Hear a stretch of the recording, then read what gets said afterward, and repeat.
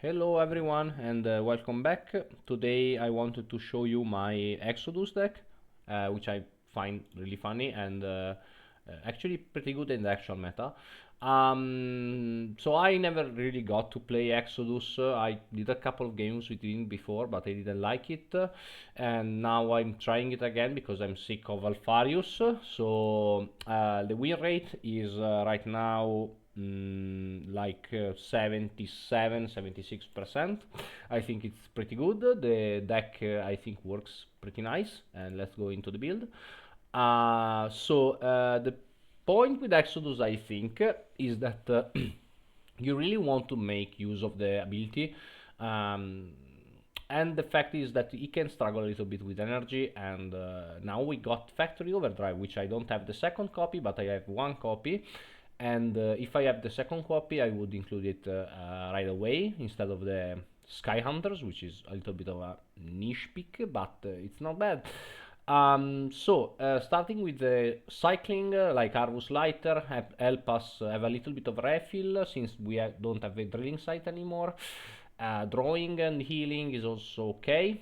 I really like Arvus Lighter. It's a very flexible card, and I think it's pretty good. We have Brand of the Hydra for maintenance and giving can't attack, especially to our operative Huln. We have one Echion Sky Hunters because I think Gem is pretty important right now. So the card is not bad. So why not play one copy? False Colors is one of the most important cards in the deck, since otherwise Alpha Legions have no way to heal. This one can give you Alfarius, can give you cards, and also the cards that you generate with False Colors are going to push up the damage of Exodus ability. Factory Overdrive, as I already said. Also, this one can draw 2 cards, so can make our stuff bigger, grow our hands, and push Exodus damage. I think you want 2 copies. Moritat Vortronar is just a really good free drop. Good stat line, stealth is really good, the ability is really good, so yeah, everything's fine with with Vortronar. Han is an annoying pain in the ass, and I really like this card. You can stun it multiple times, you can slow your opponent down a lot, and make him not able to play high energy troops without sacrificing the turn, or even not playing them straight up because they cost more than 8 energy. Skeletor Squad is one of the strongest 4 drops in the game. Rally Stun is really good, and the stat line is okay. For Seekers, I really like this as an aggressive 4 drop. Sometimes you are going to use the ability, but not that much. This is mainly a 5/4 stealth that just bash in the face. Praetor Tkeln, 5/4 for 4 energy, good stat line, and also replaces himself with a card from your opponent's hand, so your hand is not going to thin out when you play a card. Which is a problem with Exodus. Sometimes you want to play stuff, but your hands got reduced, so you deal less damage, and this compensates the fact that you are playing the card a little bit. Identify Legionary is just a good 4 drop. You can replace this. I don't think it's necessary, but it's a good card, and stealth is really good. And also, Relentless Effect sometimes means that you can fill your hand quite quickly if you don't attack, so I like it. Ancient Inigo is just a really strong card, and I think you should play 2 copies in all of the Alpha Legions deck. Edante Eskirsk is I really like this card. I think it's amazing, and sometimes it can mess up with your opponent quite a lot, and otherwise it's just a 5/5 stealth guy. Keyfax Veterans I think is amazing. Giving can't attack is really painful, and also can get rid of shields, deal a little bit of damage when it comes in. The stat line is good, so I think it's worth playing. Pretor Jacon, it's crazy in Exodus. Like, this card is really crazy because when you drop it, you are going always to deal 10 damage with the ability, and Sometimes you want also your opponent to draw because maybe of Azure Serpent. So I think this card is a must include. Sherden Jarus, you can play the second copy. I think it slows down your curve a little bit, but it's really good.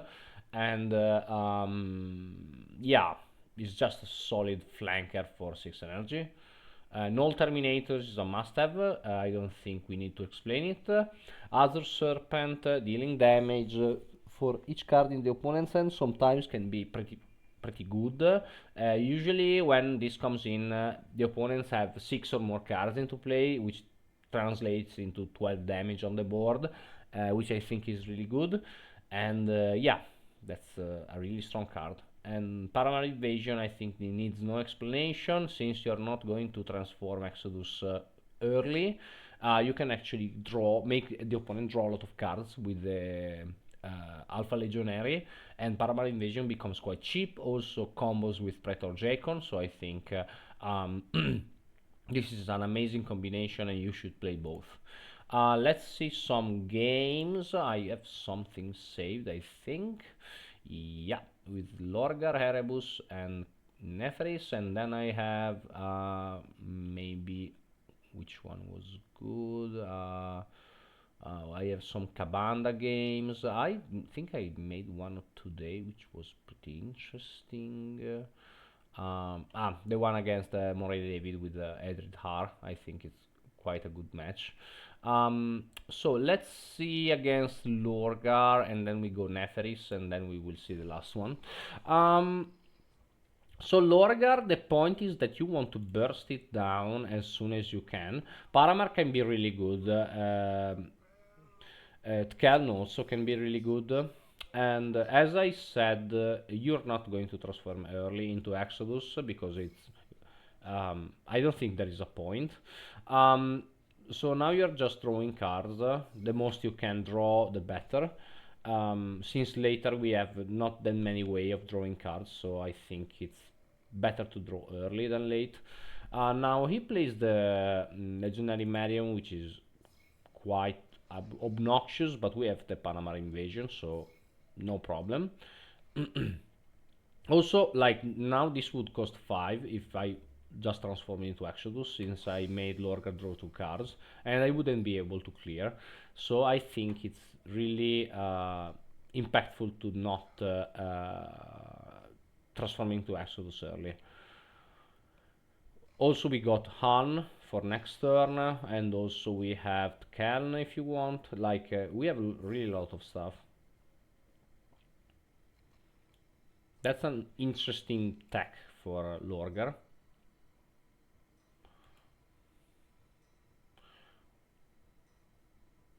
We can just drop 4 Seekers. He is going to bash, and later we have we can drop Keln or just Paramar. Unfortunately, he revealed our Seekers with Grado Sky Hunters, and then now he's going to clear. Which is also going to put something into play because of the transport,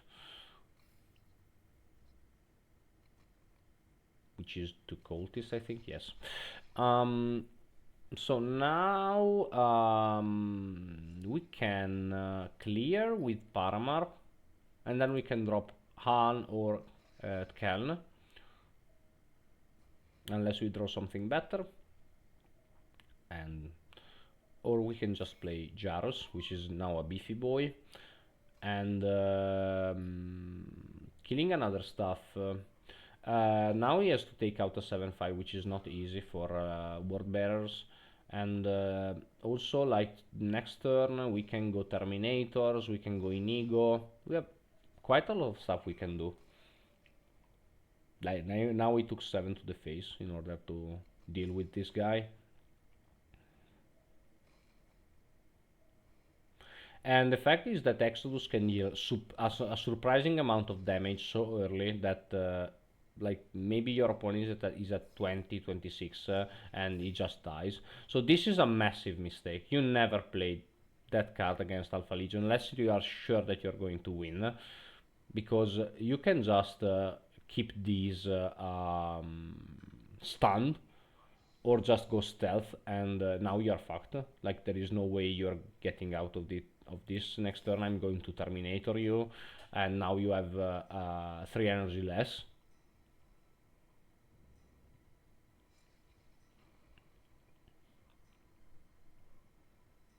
Even if 2 blue ores is pretty scary because they become so big.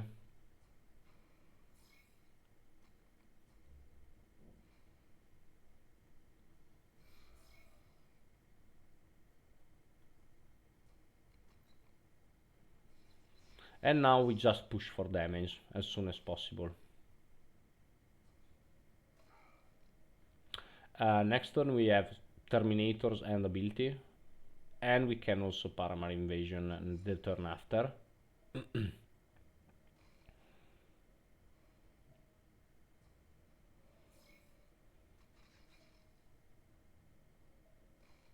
Now I think he's purgating again.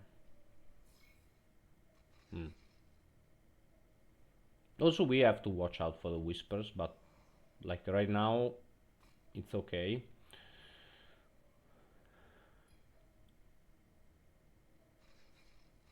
He will be at 17, I think.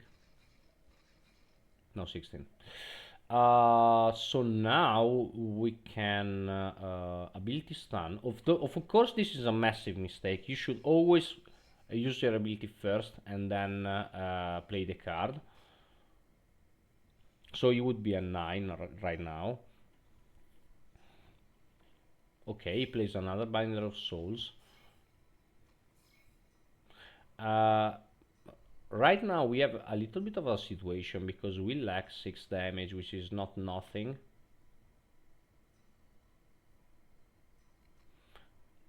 Mass Offering is nice.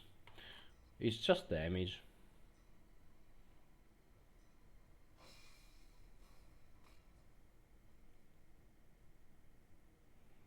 So we can Brand of the Hydra one of the blue horrors, kill the other one, and then we can smack. We are relatively safe. He has 4 maintenance, so he can't play Darot Agath. And he can't play the Whispers. And now he's dead because of his Mass Offering.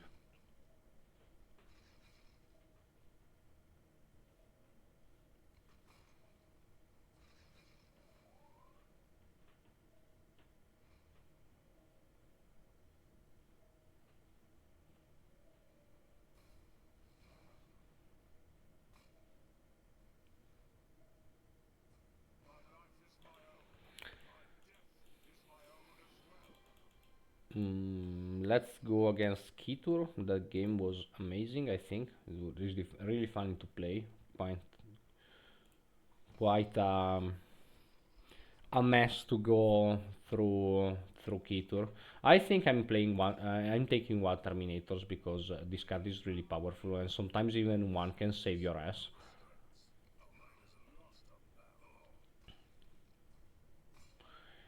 So Kitur, the problem with him is that he is really obnoxious to deal with and has a lot of um, damage quickly, and also the shield against our big guys is really powerful.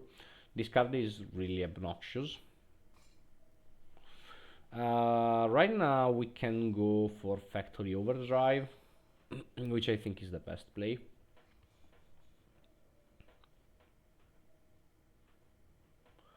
And then we have Sifax Veterans, and we can go into stealth. Of course we kill this. This is going to be a pain unless we get Survivor. Okay. Like this card is so swingy because it can get Survivor, and so like Survivor is the whole point of this card. Without it, he's not that good. Anyway, as you can see, we are taking a lot of damage.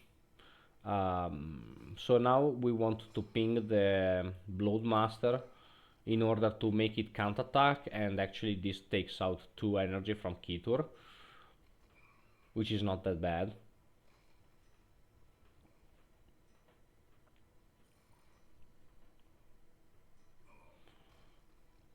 and now he's starting to take some damage. The problem is that now we don't have a lot of ways to do anything, but we can Brand of the Hydra and also withdraw a card and grow in ego. And now he's -3 energy because of the Warlord Master. We don't attack, of course, because we are really close to dying. So side tour is interesting, but I don't think it matters that much right now. If we had the Jaken, I think this game would be over. Right now we can just smash, and we can also smash with our face since he's stunned. The most he can do is the 5 damage spell, which also comes in with 1 more energy. So right now the situation is okay. I have lethal on board, and even Paramount couldn't save him. So yeah, but really fun game, like quick game, but pretty funny. I think in this point he surrendered, and so this is broken. But yeah, anyway, just like with 2 things and he's done. Last one. Also, this one against Curze was a lot of fun. Maybe I will shoot this one against Curze. Also because it's different from Warbearers and what's the name, and Black Shields. So against Curze, you really want to push for damage when you can, and otherwise just stay as safe as possible. We have Moritat, which is not bad at all, and we are going to drop it. And then we can just chill, and now we also have stuns. We have quite a good hand, I think.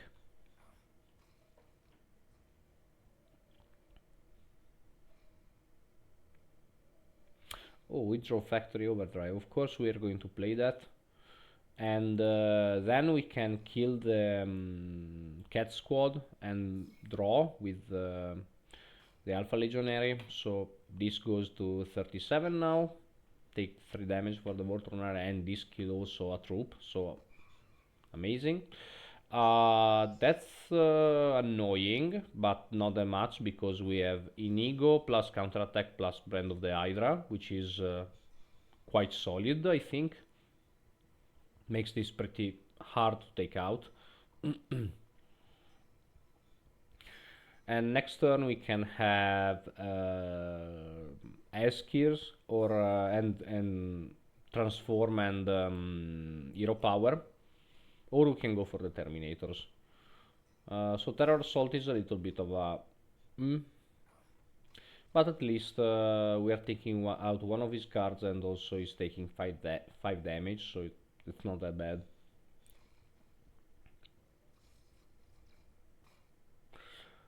I think the best thing to do now was to be Eskirs and transform and hero power.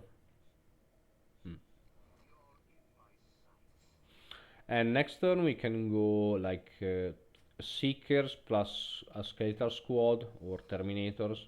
So right now he got the when it attacks it goes back to me. So since I don't want this to die right now, I'm keeping it alive, and actually we are going to stun it. And now from the back foot, now we are pushing for damage. He's really not that far from dying if we really think about it. And the fact now that we can Terminator plus ability is just crazy. But we can also like trade, smack, and do something else with the 2 energy left. Again, this is another mistake. I'm really used to play my cards before attacking, before using my ability. So you could sneak in 1 more damage, and it's actually 18. This is the worst card you could drop. So now we are in a little bit of a bad position, if I have to say. Paramar is really good. So we can stop this. So this, if this attack, it's always going to transfer back to me, because this is a 4/6, so it doesn't kill the more Sombra. And then we can go Jaken, Paramar, and Hero Power and Hope.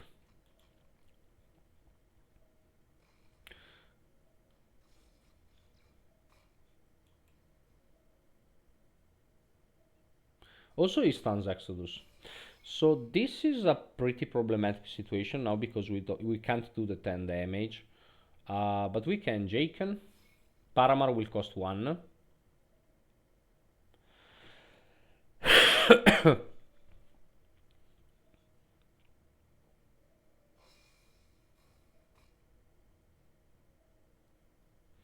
And we draw also the second one. And now we can also go for Harn or for False Colors. But I think Harn is better.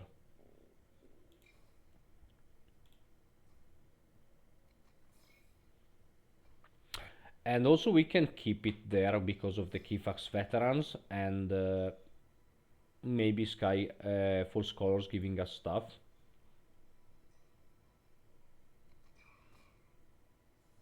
Now, I think this is a massive mistake that he made, because he played fast, not to attack into the Jaken.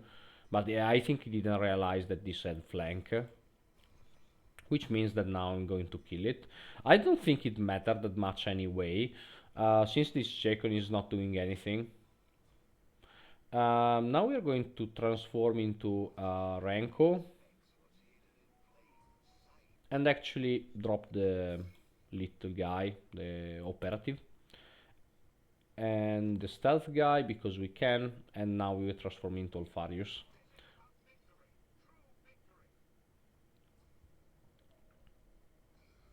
Of course, we are not going to play the Sky Hunters, because Aln otherwise is not going to trigger. And now we shift our game plan. He's going to kill the Jaken.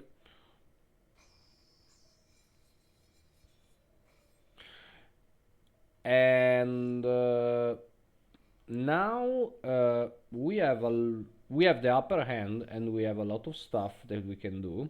So we block the operative, since like this is doing nothing anyway. And then we can go for false colors, get other stuff. We got Exodus, which is amazing. We can go for Keln and actually get Prey Sight in order to give stealth to something.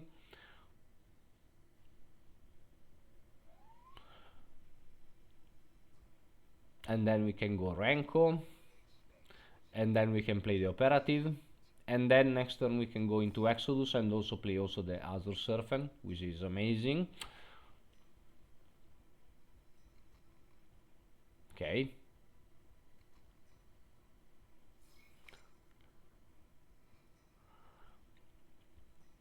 So now we can try to go for the kill with the Azure Serpent, but we can actually, yeah, it was better to do the other way, but anyway, like the better play would have been play the Azure Serpent, then if he's not going to die, shift to Exodus, but he took 0 damage for that. So, and now next turn we can slaughter him with 7 damage, I think. Yes, 8 with the card we draw, and 9 with the Kifax in hand. So yeah, I think it's pretty funny. The point is that with this deck, I think the most important thing is to understand when you need to be aggressive and when you need to be passive. And counters are really aggressive decks with big stuff that you need to kill. And snowball decks, because if the game starts to snowball in your opponent's favor, and you have nothing, because a lot of your stuff, if you look at the curve, cost like 4 energy or more. Like look at the curve above 4, so it's pretty, you don't have a lot of stuff early game, and this can punish you very hard in case the opponent is playing a snowbally deck. Other cards that you can include are well, let's see. Scala Squad is okay, not great. The cost is really high for what it does. You can play, I think, Saboteur Consul, but I don't think it deals anything better than the Cairn and Unidentified Legionary. And you really want to put this instead of these two. Or also what's the other guy?